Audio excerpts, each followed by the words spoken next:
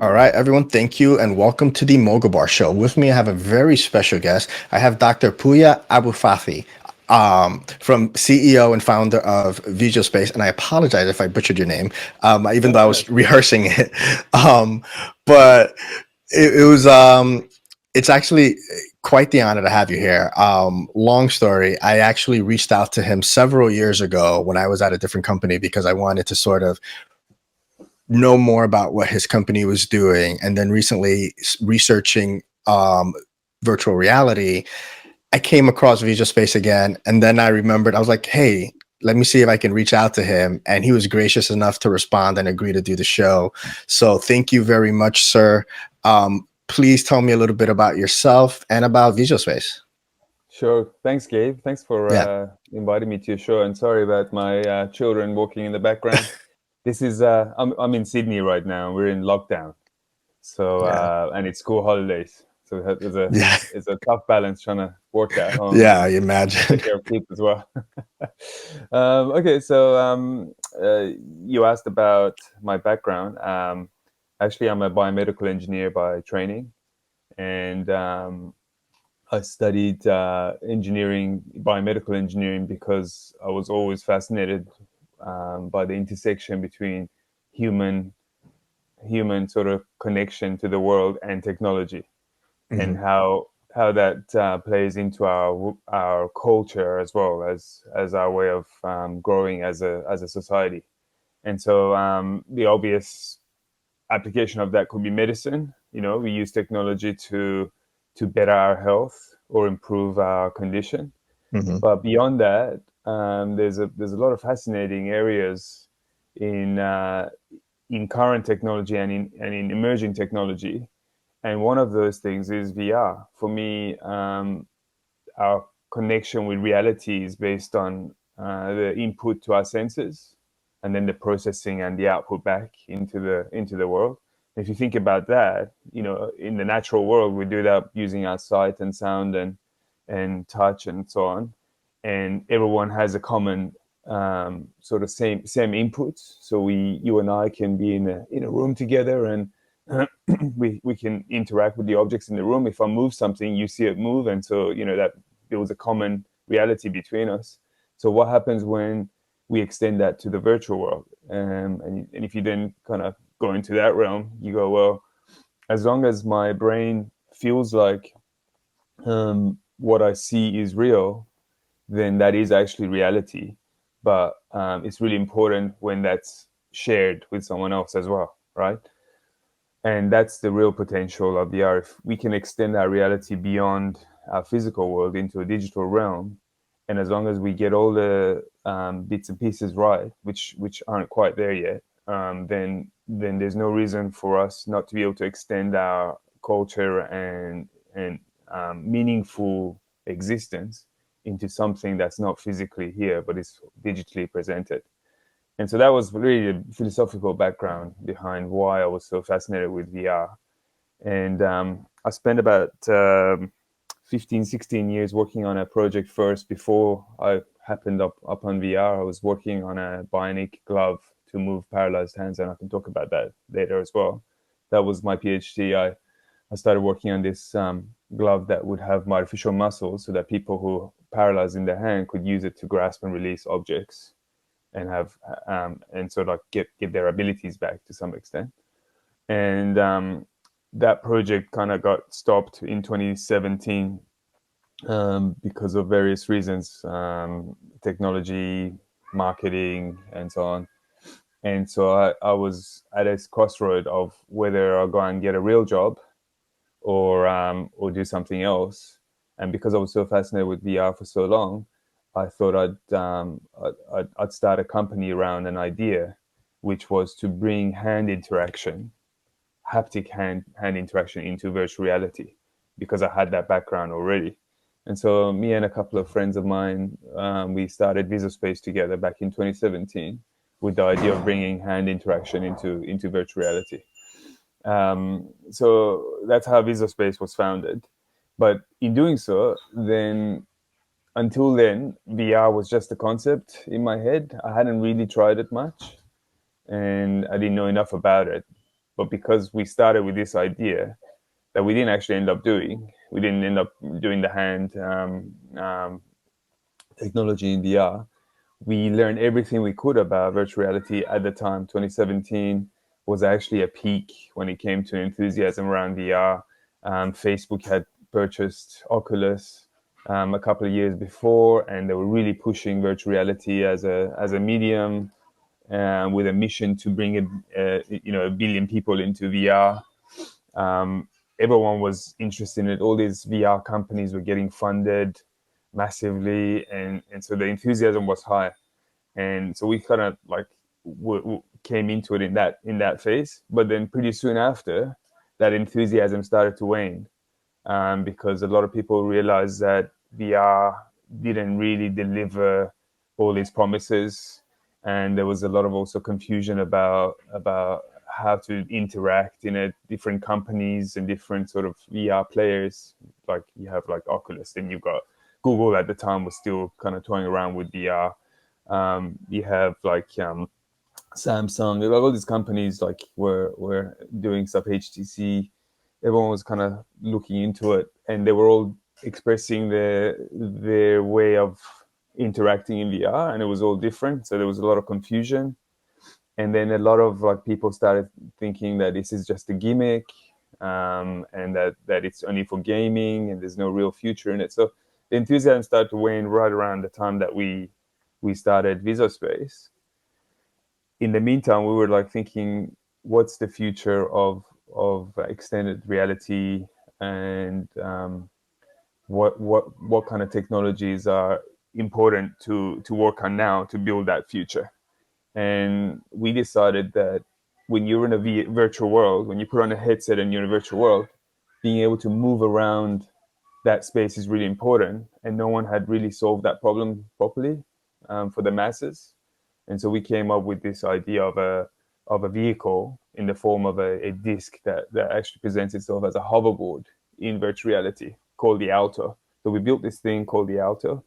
It's an actual physical board that you stand on when you're in VR, and it allows you to fly around virtual worlds without getting motion sickness, which is another common problem in VR. And so we decided to push that as our flagship product. So we did that for about a year and a half. We built prototypes. We engaged with the public. We engaged with companies. We talked to investors.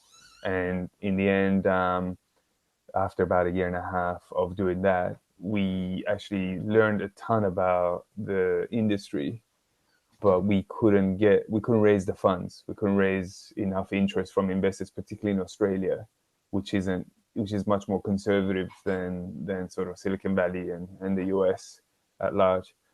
So we didn't give up on it, but we put Visospace on a back burner. So now Visospace is still around.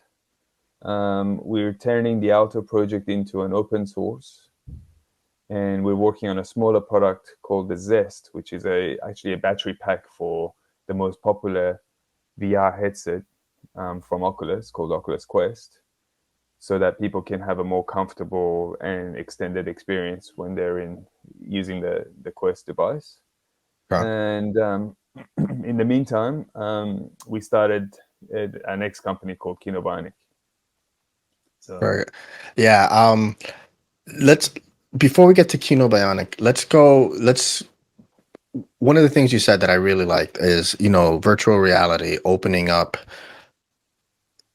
cultures, opening up the doors, making it a digital world, which is, the future that you foresee, which I think is the dream of a lot of people that sort of believe in virtual reality. You did say that there's, bits and pieces that aren't lining up yet. There's things missing yet. What is missing? I know that on one side, you have the technical stuff that's missing. On side, like what you were saying in Australia, being conservative and not buying in to virtual reality as of yet, that's a whole nother conversation. That's sort of a cultural shift that needs to happen. But what's missing for a global adoption of VR culturally? And also what's missing in order to make it happen, to be able to properly, safely build that digital virtual world where people can have that haptic feedback and I can interact with you in Sydney or with anybody anywhere in the world and just have that, that virtual feeling, that human feeling, that, like you said, it's real in your mind, therefore it is real. Mm. um Yeah, I know what you're asking. So, look, it's not a definitive answer because many mhm, people have tried to answer this, mhm, and I could be just as wrong as anyone else. But to me, the key is a shared experience. Shared experiences are the key to making virtual reality a household device. The same goes for augmented reality or any kind of XR, extended reality. Shared experiences is the key for massive growth. That was the case for personal computers, and that was the case for smart devices. So that mhm, actually history shows us the way, right? mhm, I remember when PCs became big in the early '90s, or late '80s and early '90s, people started buying computers for their home. Um, it was a massive boost in the adoption of that technology, but it was nothing like what happened after in the mid '90s with the advent of the internet. It was the internet that forced people or enthused people to buy PCs for their home. It wasn't games. It wasn't Excel and Word. None of that. So yeah, sure, students and office workers might have bought the computer to help them with their activities. But the reason why people become completely addicted to technology is because it allows them to extend their connection with other humans. And the same thing with smart devices. I mean, smart devices were around in the '90s. There were the, yeah, the Palm Pilots and so on. No one yeah, bought them because they were just productivity tools. The moment Apple cracked the interaction on like two key things, right? One was how do you use this thing? How easy is it to use? The user mhm, interface is very important. And then the social connection came next. And so they made the really easy to use touchscreen, and that made it really easy to adopt. Anyone could pick it up and learn how to use it. The barrier mhm, to entry was low, and then the social apps came. It was more than a telephone. It was a way for you to like enjoy music, of course, but also a way to like connect to others. Just get onto the internet. You pick up this thing out of your pocket. You're on the internet, so you can connect with the world and with yeah, others. And that's what made others, everyone want a smart device. okay, Um, and it's the same analogy goes with the PCs. First, they made the user interface really easy to use with the mouse and the keyboard, because prior mhm, to the mouse, it was really hard to use computers, and the graphical user interface was really important to pave the way. And then the internet like made it a done deal. Everyone had to have a computer at home.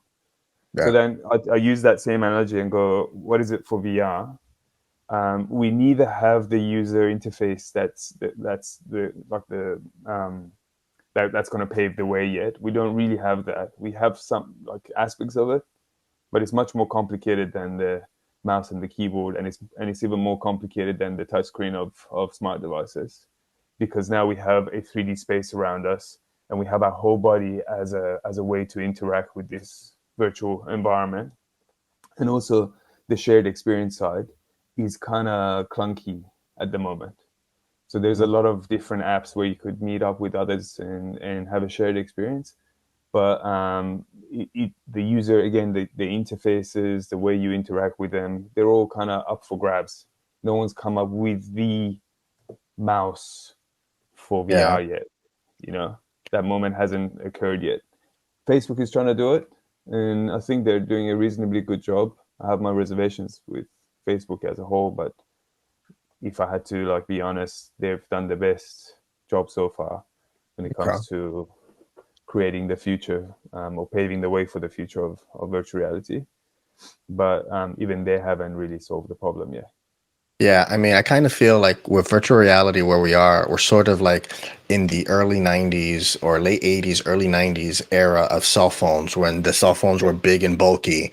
And I feel like that's where we are with VR. Like all the headsets yeah, are fairly big and bulky right now. And I think that the first one to come out with, when Motorola came out with that slim flip phone, I mean, they were mm, already the number one player at that specific time in history in regards to cell phone. But when they came out with that slim cell phone, that sort of cemented it for a few years yeah, anyway.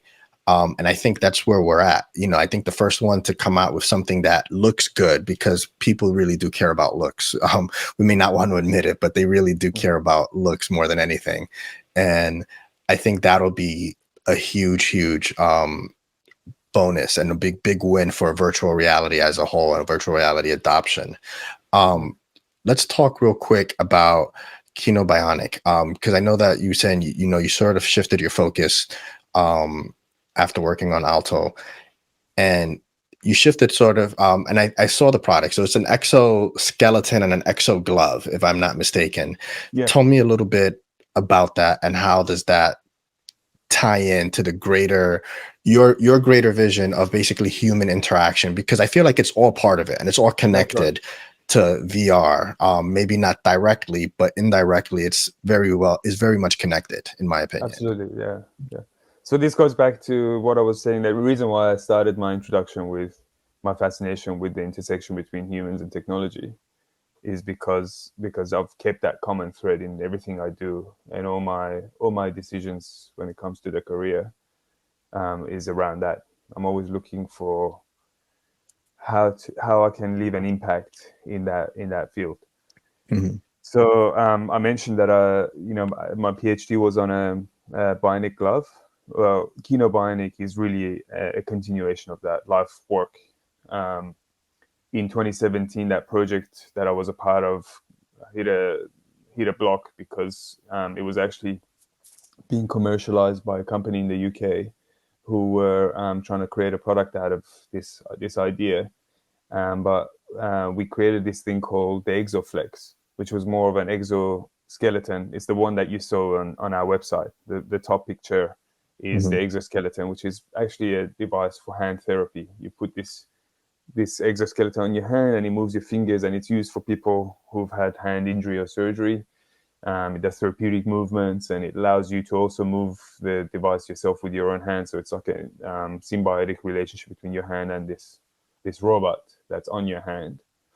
And we got stopped at the regulatory compliance side of things. We hadn't received the basically the acceptance, so that you can't sell a medical device unless you've got regulatory approval. We didn't have that, and then there wasn't enough marketing done on the technology, so it wasn't clear where it was going to be sold. So, and that was going to be another few $1 million endeavor, and the company in the UK just ran out of money and appetite to continue the project. And because it was their thing at that point, I couldn't do anything. So I had no power to move the project forward. So I kind of stepped back, and that's when I started Visospace.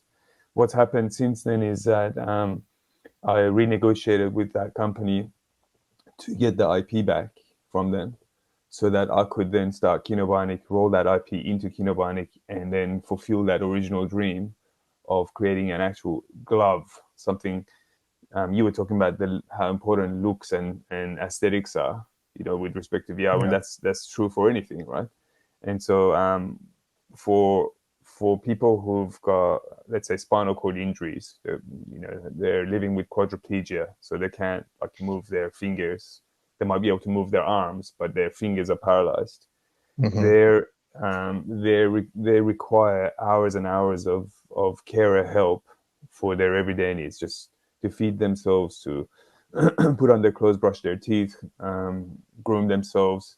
When something falls on the floor or even in front of them on a table, for them to be able to pick that up, to use their phone. They need help with all of that, and it's an extremely frustrating way to live life. And that problem can be solved if the grasp release function of the hand is returned.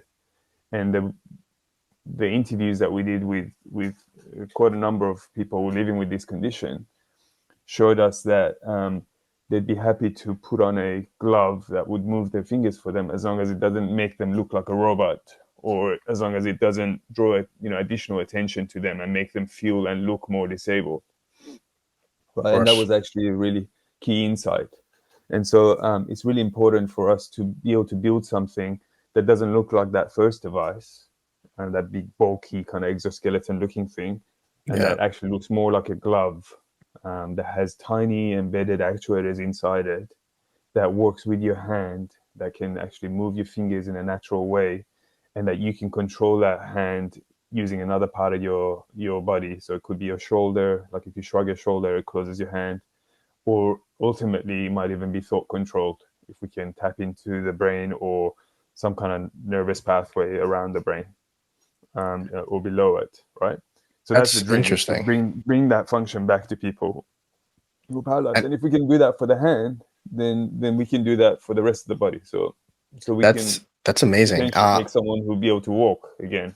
If they wear a garment that makes is almost like pants, Yeah. but inside those pants are artificial muscles that can do those movements in a controlled manner, so they That's can walk again. That's absolutely amazing. I think it's amazing. I saw the video of the young rugby player, Yes. and I thought that was pretty impressive. And I want to go to something that you said, that the original company you were working with in the UK, unfortunately, it fell flat because it didn't pass regulatory, whatever it is that it needs to get in terms of the regulations. However, there's another side of this, like what you were saying. There was no marketability. There was lack of information. They didn't understand what was the applications, where they were going to get it from. Um, how is it? Because, well, I guess what I want to know is, the biggest obstacle with a device like this that has serious medical implications, is the biggest obstacle the medical industry, the doctors, the lack of information, or Yeah. do they think you're taking business away from them? I mean, I No, don't know. Maybe that's a stupid question, but no, it's no. It's not a simple question. It's a really complicated one, and yeah. um, and it is the biggest obstacle, and rightly so. If anyone could just come out and make a medical device, then there could potentially be more harm done to the world than good, right? There Hmm. needs to be some process, and it's far from perfect, and it's very bureaucratic, and it makes things really expensive and difficult to do. But it also means that only the most serious entrepreneurs and players end up building devices that take years of thought and careful consideration and validation and verification of the technology to make sure that it does more good than harm, right? And that's really the core of it. Um, it means that for an investor who might want to invest in a young startup, they might be more likely to invest in a non-medical technology than a medical one, because they can see that a ton of their money will just get used up for pursuing this longer pathway Hmm. and greater hurdles into becoming, getting into market. But at the same time, it's also a way to help you with the competition with others, right? So because it's such a long path and such a large wall to climb, it also means that other companies will also have the same difficulty in competing with you. So if you can pass through those hurdles, then you're already years ahead of others. So there's two sides to that. Yeah, But that doesn't make things easy for us, obviously, because of course. first of all, we're in Australia. Because of our activities with Visospace. Like I actually took 2 years off paid work to do Visospace, and with the blessing of my family, young family, and I really ran out of personal resources in doing so. And so at the end of the journey with Visospace, I had to go back to paid work. So I went back and worked as an engineer. And right now, actually, I work with Cochlear. I don't know if you've heard of that company, Yeah, Cochlear. They're to doing the cochlear cochlear for the implants. So they're the yeah. market leader. It's actually an Australian invention, and it's very analogous to what we're doing at Visospace. Cochlear, is solving a problem with people with living with a disability, Mhm. which is hearing in this case, and allowing them to regain that lost function so that they can, engage with society again in a meaningful way, and not be frustrated with that disability. And so I'm learning a Okay. lot just being here. It's very fulfilling work, working as a test engineer at Cochlear, Okay. and I'm loving the job. But then doing Kinobionic on the side with my co-founder Eric. So we work on at nights and weekends on Kinobionic, and it's going to be really slow, Of course. Yeah. and yeah, much harder. But it's also like a sign of our dedication to this kind of really long project that we'll keep Um, working on. I know a lot of I've heard, a lot of founders in the past say that while they focused on their passion, they've done things, to sort of draw attention to that passion. Um, with the glove, because I saw the glove, it's very slim. And immediately what I thought of, and I was sharing it with a friend and we were both talking about it. He remembered playing video games back in the days, like Yeah, with Nintendo had Duck Hunt. They had the gun, and he was just like, "This looks like a glove that could just fit in." It reminded him of Minority Report, the movie, yeah, and he was just saying, aside from the, because obviously we were talking about the medical implications, but then we were also talking about this could potentially be used just as a regular, HID, human interface device, where yeah. you eliminate the mouse. So you just have this glove on. If I'm sitting here, I don't have to hold the mouse. I can just tap, tap, tap, and this can sort of be it. Have you thought about maybe not shifting your focus, but sort of adding a different focus with this to maybe, you know, help draw attention to what this glove, the potentials of what the glove could do and what the applications could be? Um, Totally, yeah. I mean, this is kind of like going back in and out of the whole Visospace journey, right? As I mhm, said before, when we started Visospace, that was the idea. It was to bring that glove into VR so that mhm, you can actually feel and touch and interact with virtual objects with your own hand. So, if you hold a virtual apple in your hand and you try and squish it, your hand doesn't cross the boundaries of that apple's, shape. And so you feel like you're really holding an apple, and what can you do with something like that, with that kind of technology?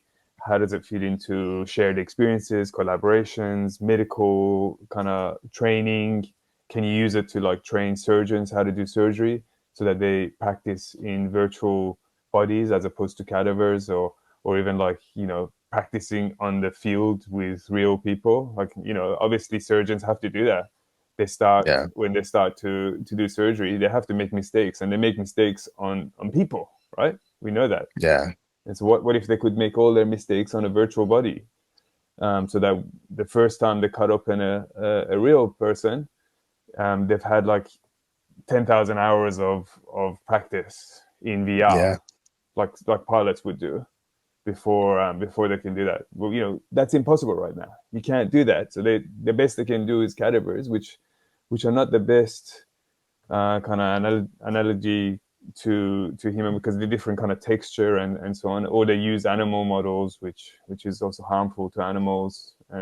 yeah, So that's those are the kind of potentials of having this kind of interface in VR, let alone, like you were saying, just computers and gaming and things like that. You can do a no, lot with interfaces like that, but it's going to come down to ease of use, cost to yeah, build. Like if the glove costs $10,000, who's going to be able to afford that for home use? But that's the same story for any technology. Computers used to be, things that only universities could afford, or huge yeah, businesses, and now it's in everyone's pocket.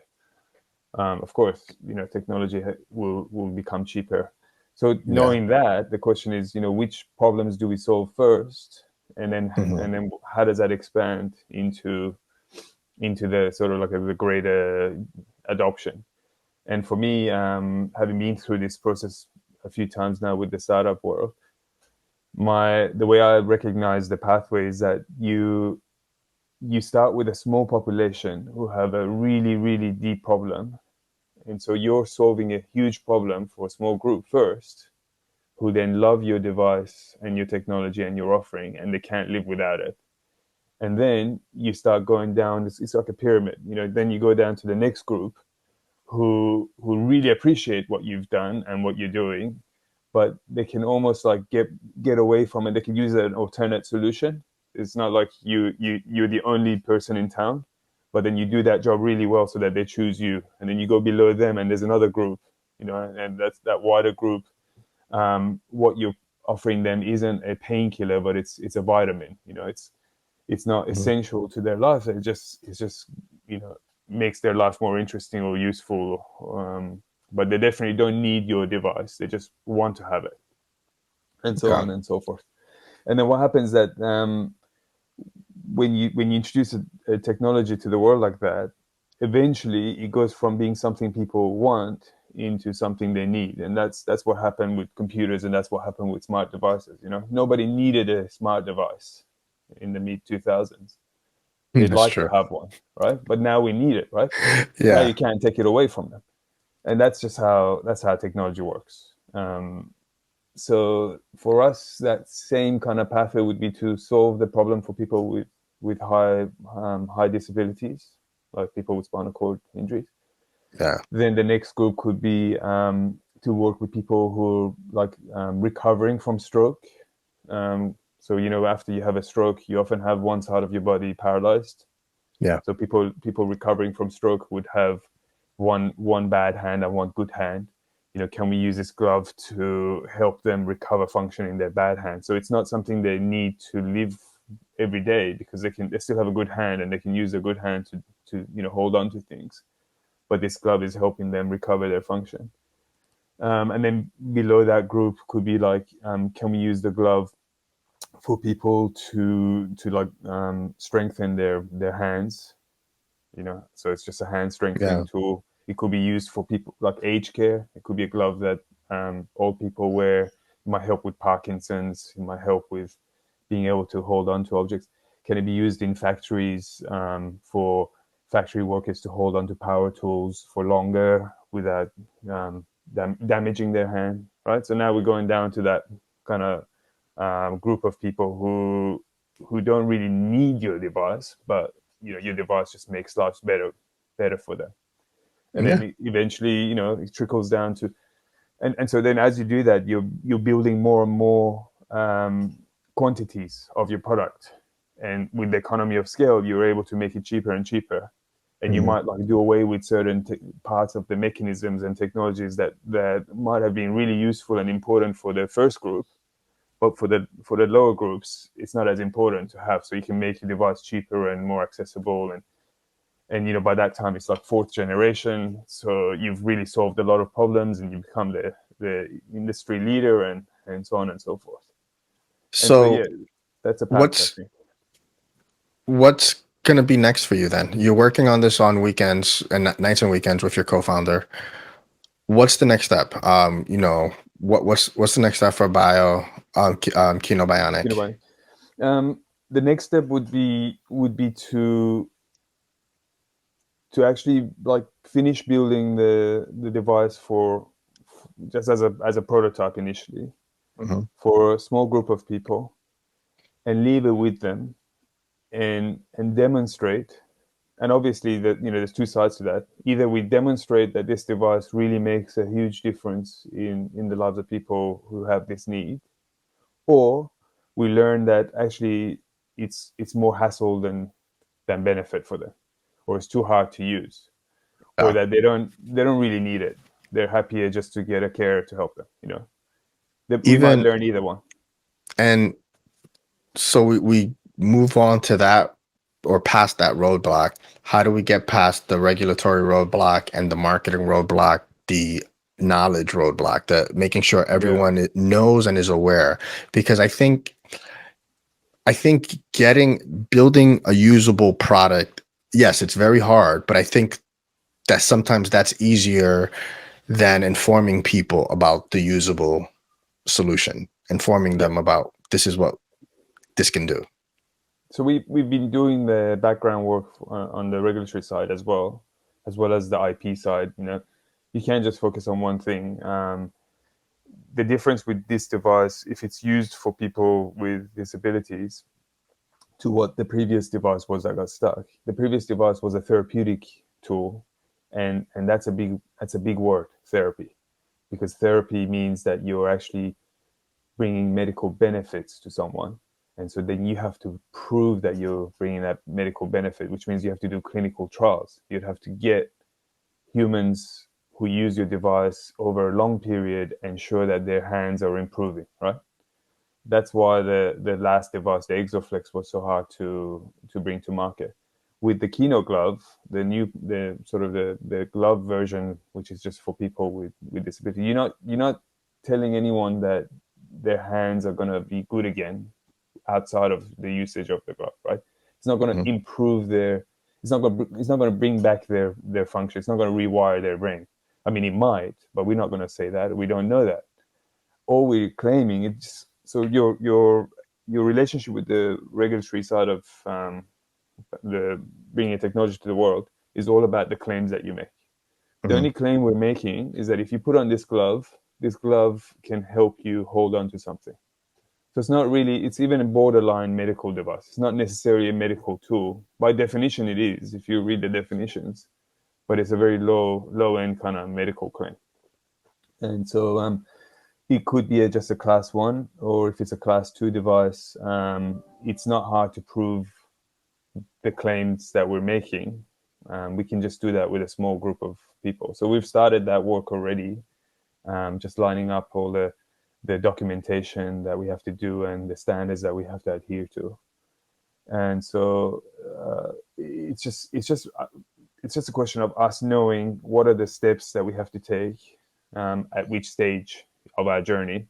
And that's something we made a mistake on last time. We hadn't done that before. We spent 10 years of building a technology where we hadn't done any of those regulatory primary steps. So by the time we finished the product, it was really daunting task. We had to like think backwards, and it was too late, and we don't want to make that mistake anymore. Okay. Um, Puya, I don't want to take up too much of your time. I know it's early in the day for you guys over there, but I want to thank you. Thank you for joining me on the show. I really appreciate it. Really quick, if people want to find out more about Kino Bionic or Visual Space or just you, where can they find you? Where can they reach you? Thanks, Gabe. It's been a pleasure to be on your show. Look, if anyone wants to get in touch, you could just email me, puya@kinobionic.com.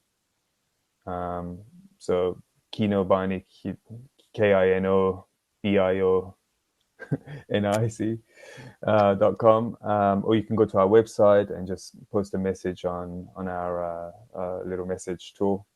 You could also find me on Twitter or on LinkedIn. Twitter, my handle is Mechavolution, written as the way you can imagine. And I'm happy always to talk to people on LinkedIn. I think maybe we found each other on LinkedIn, or Yeah, or did you just yeah, it email was. me out of the blue? I think I just emailed you out of the blue one day. It was, Yeah, right. and this is I'm I going think back for, like for the 4 years. yeah. Yeah. So for the audience, yeah, that's probably worth saying that you actually reached out very early days in Visual Space, and we had a brief chat on email, and then we didn't hear from each other until a month ago or something. Yeah. So So thanks for getting in touch with us. small world. Yeah, exactly. Thank you again. And everybody, please follow and make sure you leave your feedback and comments and check it out. You never know what the future holds, and this is definitely an interesting space to be in. So thank you. Thanks, guys.